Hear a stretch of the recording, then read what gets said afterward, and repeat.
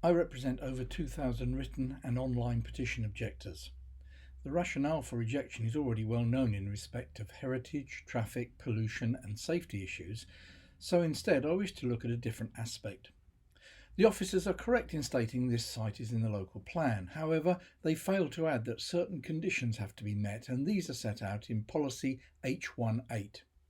Robert Mellor, the local plan inspector, stated, "The plan has a number of deficiencies in respect of soundness, which means that I recommend non-adoption of it as submitted."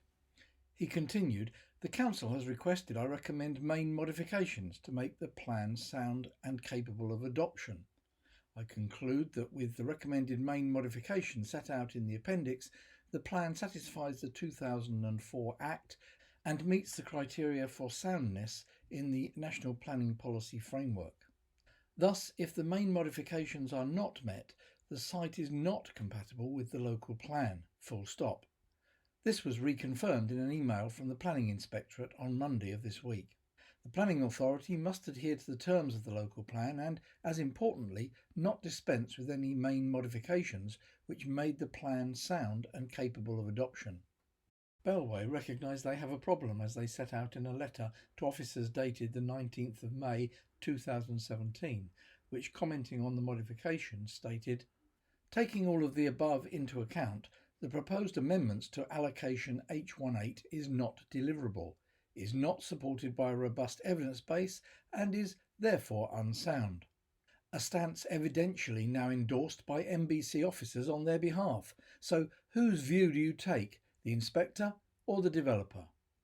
At the last hearing, Mr Jarman commented on the unusual stance for Maidstone, a district council, having acted at the local plan inquiry as the de facto highway authority, now asserting the main modification objections could be met by developers providing sill payments.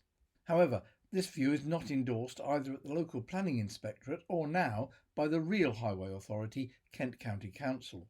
The site is in the plan and officers need to show how the requirements for H18 and MM19 have been met. Quite simply, they have not, nor can they. It's clear with KCC support as the legitimate highway authority, the appeal can be won. To reinforce your decisions to refuse planning permission, an additional robust reason for refusal should be added, namely, the criteria to be part of the local plan have not been met. In our opinion, officers' reversal of your democratically arrived at decision simply to save costs is wrong. We should win at appeal and accept any costs liability as being the price for good planning. Officers have got it wrong and can't admit it.